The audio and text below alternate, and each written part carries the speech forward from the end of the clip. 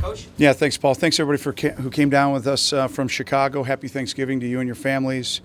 And a lot to be thankful for in our program. I'll start with our seniors.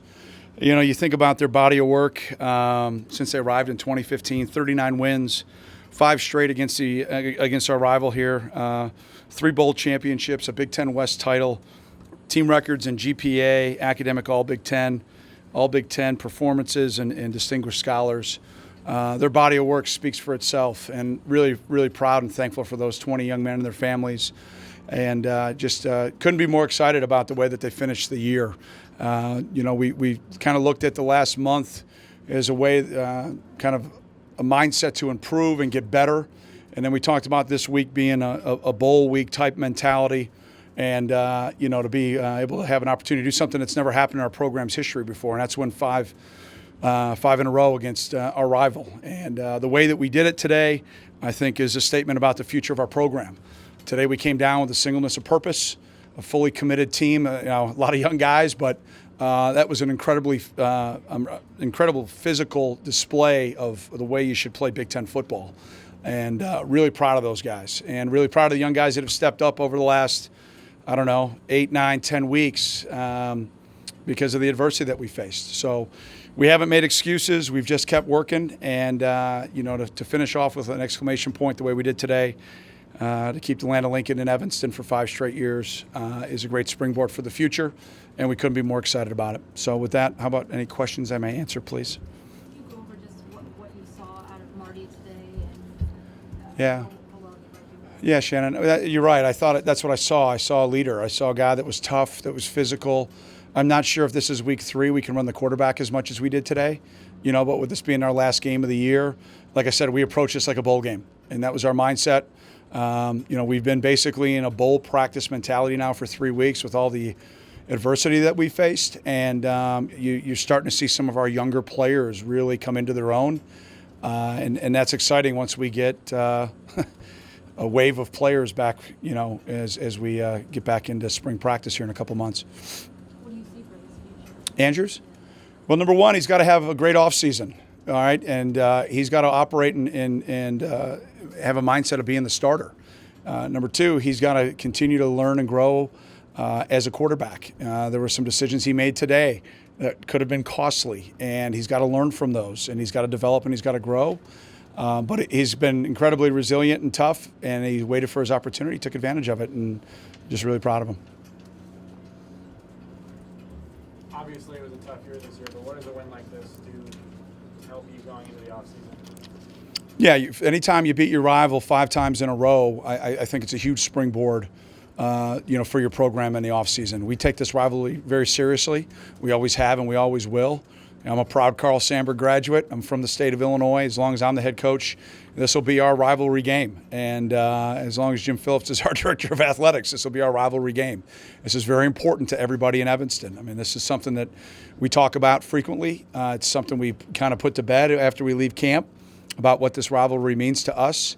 And for a tough season to have our guys, I don't know if you saw us in pregame warm-up, but we came down. We got on the bus last night with a singleness of purpose, and that was to come down to play our most physical game of the year, take the hat to Champaign, and earn the hat and bring it back to Evanston. And I thought that's what I saw from our guys today. The offensive line did a great job holding up. What can you say about perfection? Yeah, I thought our offensive line really grew and developed throughout the entire year. I thought this was just an outstanding season by them in year 1 by Kurt. Had to make some adjustments today based on what we were seeing, and I thought we adjusted really, really well there.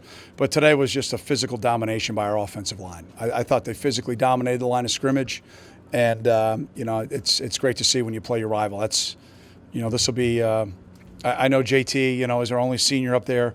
To send him out the right way, so proud of him. The leadership that he's had. I'm going to try to petition the NCAA to see if they'll give me another year with him, but I doubt that's going to happen. I'm joking, by the way. But he's been great, really proud of him, and he leaves an amazing legacy, and just really, really proud of him. Coach was doing the game this year as a defensive back. Yeah. You're now having a great game at running back. Yeah. How does he sort of develop to get to the point where it is today? Necessity.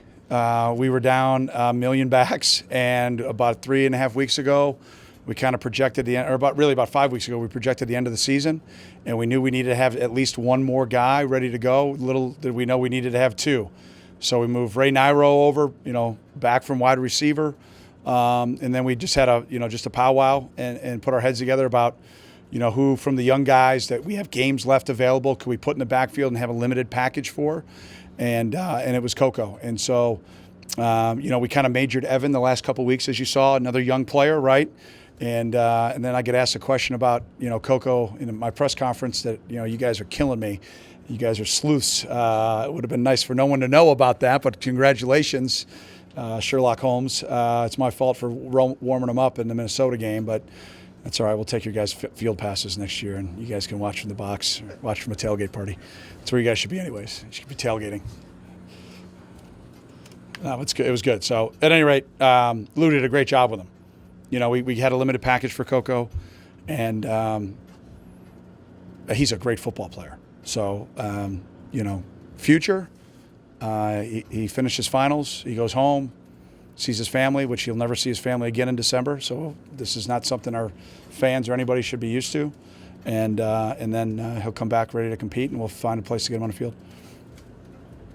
What was it that allowed you guys to dominate so physically by a wide margin today? Well, I think a couple things. I think we've run the ball pretty well all season. I thought we had a great plan. I think we've run the ball pretty consistent against these guys now in these 5 straight years. I think it's been a pretty consistent theme. The weather, obviously, we planned for terrible weather. And so we were going to be in 4-wheel drive regardless of what happened.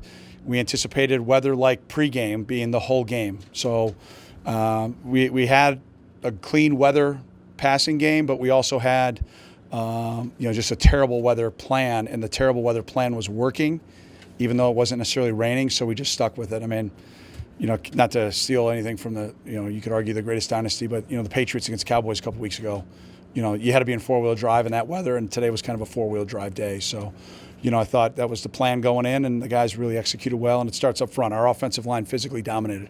It physically dominated, so. And defensively, you guys held Illinois to, I think, 14 yards rushing. So what was the plan there? Well, a year ago, down the stretch, they ran the ball pretty well against us and had some pretty good RPOs. And, Rod does a really good job with their offense. I told him that pregame, and I told him that last year. I think he does a terrific job. But, quarterback issue really hurts them. And, I have little sympathy. We were on, number 4 today? Yeah, so I have very little to no sympathy. So, it's been a tough year. It's been an adverse year for us, but I think it's made our guys stronger. It'll make them better, and this type of record will never happen again. It'll never happen again. And so that's the mindset that we have going into the offseason. We beat our rival. We won our bowl game mentality game. It's a springboard for our young men to go to work the minute they get back in January and to make sure that this never happens again. And I know that they will. I have full confidence in that. And it's just about working. And you look at big picture stuff. I'll do all that as I move forward. But, I'm just really proud of the way the guys finished today, especially for our 20 seniors. Really proud of them. All right. Thanks a lot. Travel safe home. Go Cats.